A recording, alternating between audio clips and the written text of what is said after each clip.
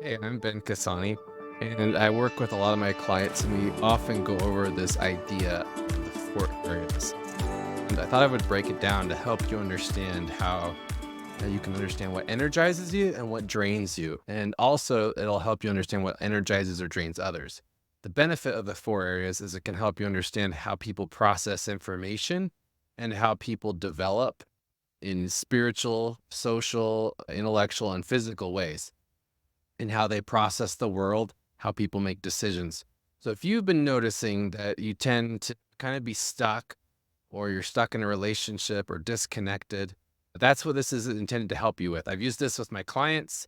It's been very helpful to help them understand what drains them or energizes them, and also with certain kinds of interactions with people. Certain personality types don't mix so well, and you'll feel like there's this conflict, or you're triggering the other person, or you're mirroring and they get upset with you, or some kind of trigger. So this can teach you how to deal with triggers better yourself as well as with other people.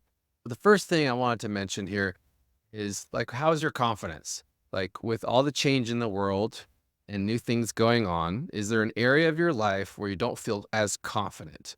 So maybe it's working with your clients, maybe it's working with your kids or your spouse or coworkers, right? So some kind of relationship, could be a relationship with yourself. You're not feeling as confident in that situation or that area. And if you'd like to have more confidence, I'd like you to consider a few things about conflict. So, where do you feel the conflict is heightened, or where do you feel drained? Where is it more internal? Is it more external? And I think in my experience, I was struggling. I got a new job and I felt under equipped to do the job, and I felt very unconfident. I kind of felt distant from my project manager, disconnected from others on the team. And maybe you're a mom or a father who's struggling to connect with one of your kids. Maybe you're struggling to connect with a client and go a little bit deeper, or it's taking a long time to get there and to really get to the core issues. What are you puzzled about with your relationships? Where does it become frustrating? That is the key indicator of an area that you can grow.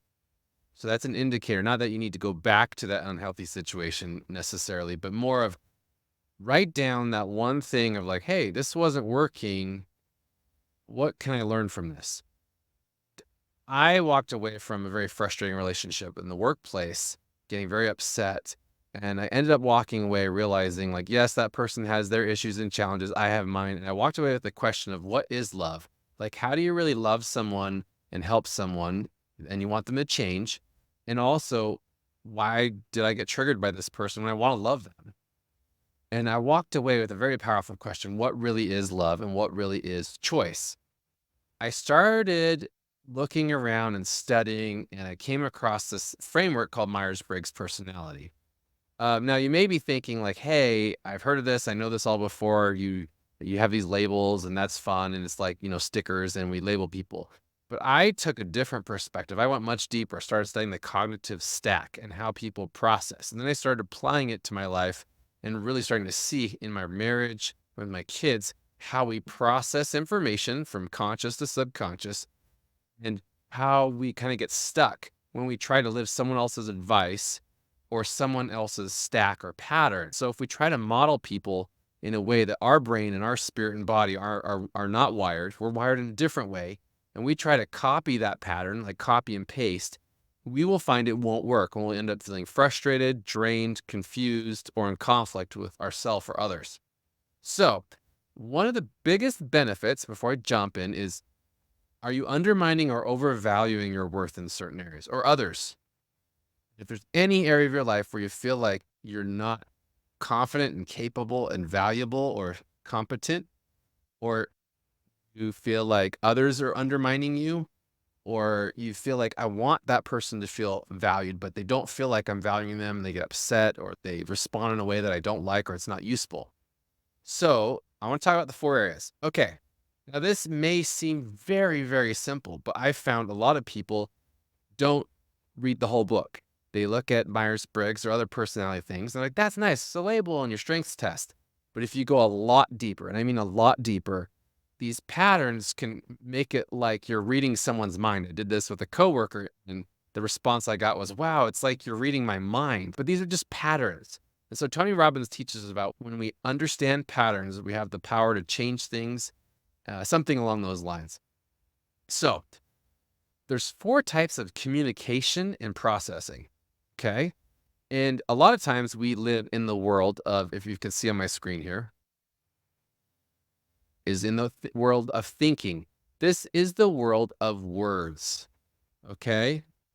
And in our world of words, in the analytical part of us, um, business world, technology is words, words, words. Now, you go drive in a car and you can sense intuitively or by some other means when someone's going to come into your lane, or if someone's upset with you, or if you want to communicate something to them. You're not using words because usually your windows are rolled up or it's loud outside. You may use words.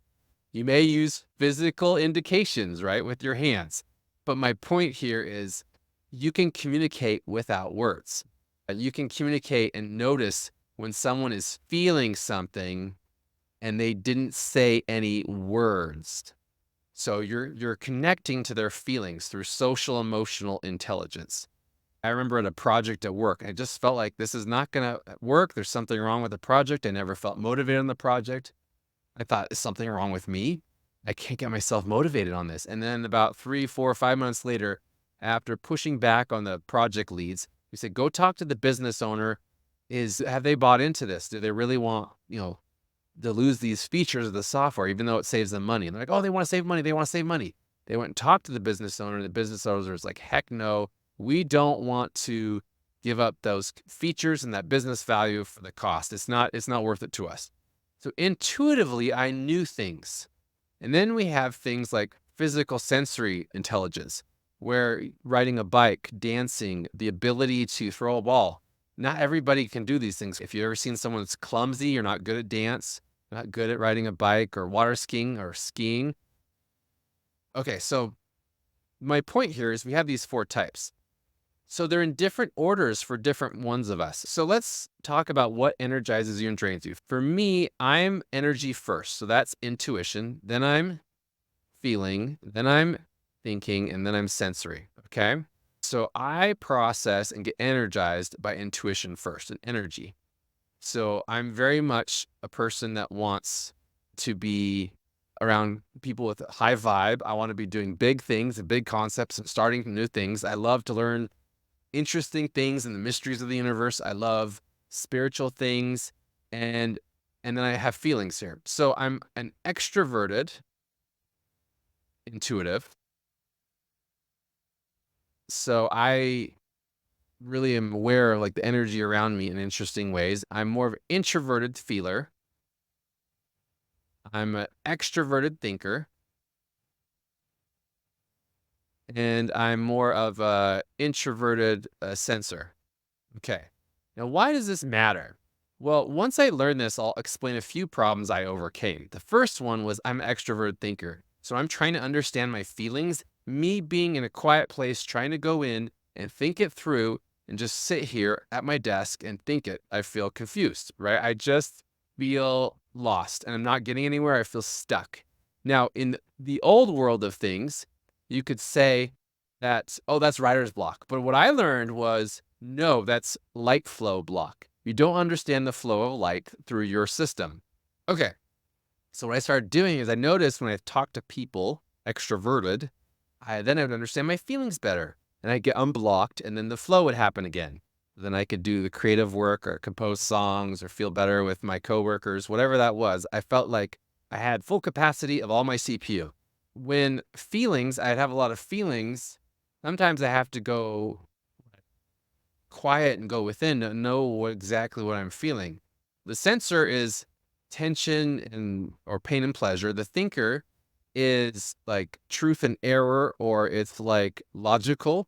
It's limiting beliefs or empowering beliefs. The feeler and social emotional is about trapped emotions or flowing emotions. And the intuitive is light and darkness, or higher energy that flows, or dysfunctional energy, disorganized or falling apart or unorganized. So I noticed that when I talk to people, I intuitively communicate a lot. I'm really good with music and coming up with neat ideas. So in this last minute here, I shared this with a friend, And he was just amazed because he suddenly understood, oh, this is how I talk to my wife. Oh, this is why I'm not good at feelings. And so when we grow up, we grow up from one, two, three, and four, from conscious to subconscious. And we develop these parts of our brain and the patterning of our bodies and spirits. So I started with intuition, then I developed feelings, and then I developed my thinking more in my 20s and 30s. And then I developed my sensory and my routines and traditions kind of awareness. I've been more weak at sensory things. I've had sensitive health and I have to eat really good. What it did was it helped me unlock, like, oh yeah, this is where I'm weak. This is where it's going to come easy. If I'm feeling low and having a hard day, I need to energize over here, or I need to come over here and realize, like, this is kind of my weak spot, or the part of me that's more like my temple or my holy place. And so I have to protect these areas a little bit more. So usually I get triggered by someone who's really good and analytical, but I'm stuck right now with intuition. Like, there's a wrong vibe, something's intuitively off. I have this feeling, or I'm not feeling good, and I can't seem to think it through. And then someone comes along and they just think it, but it doesn't fit with my intuition and feeling. Or someone comes along and physically feels domineering and big or intense, and I don't feel like I can compete with them or work with them, or I'm tired and exhausted and my body just shuts down all of my other functions, or I feel like I'm disconnected from my mojo or from God. So what this can do is, like, I was talking to a friend and his daughter was upset and crying. Now her order was feeling, then it was sensing, then it was intuition, and then it was thinking. And so when he had to help her when she was falling apart and sad, he had to first appeal to her emotions. He had to be very warm and inviting, very loving. And then he had to do something physical, like give her a hug. And then he had to get inspired with some energy and a big idea, like, ooh, we could do this or this. And then he had to go, okay, let's think this through. What are the details? And then she came back to life. And he's like, wow, that was amazing. And he's the opposite. So he's the opposite stack. And so he's just like, this is so logical. I'm the opposite. And so he didn't realize this. And he's like, well, why didn't she think this through? Well, that's her weak spot. That's her more subconscious area. And then he's like, well, why can't she think of these big ideas? Well, she needs a hug first. And then he's like the opposite processing order. And I explained this to him. I was like, oh, that's exactly what I do. And I learned to do with my daughter. So this is a very powerful pattern. And if you can understand these four areas, this is the see, this is the say, this is the feel. And so whenever we're creating at four levels. We're creating with the vision that we see and the possibilities, the see. We're creating with the say, the words, the mental concepts, and the mental articulation. And we're creating with our feelings and the feelings that we generate, and that they influence people in the room and they influence our momentum. And we create with the do, with our massive actions. And so as you understand these four levels, you understand how light flows through these. It will empower you to feel like yourself. You'll get your mojo back. You'll know how to help someone when you're coaching them. It'll help you connect to God or spirit of the universe. It can help you with work relationships. It can help you in your marriage and help you connect to people in the way that feels more natural and flows. And as you do this, you can help identify your own weaknesses and areas where you need to grow. I have found a lot of benefit. So if you want to learn more, just go to 16personalities.com. And they have a free test you can take. And you want to look up your cognitive stack. So you'll type in your personality type, say cognitive stack, and it'll tell you what order these are in. And then you can start to experiment with how do people process information from their conscious side to their subconscious. Are they more extroverted or intuitive? Do they need to write things and see them extrovertedly? Or do they process them inside their mind and inside themselves? Do they need to do things externally with their hands to solve and process something? Or do they need to kind of sense it within and like rehearse the dance moves inside their body? So I hope you've enjoyed this video. Thanks for watching.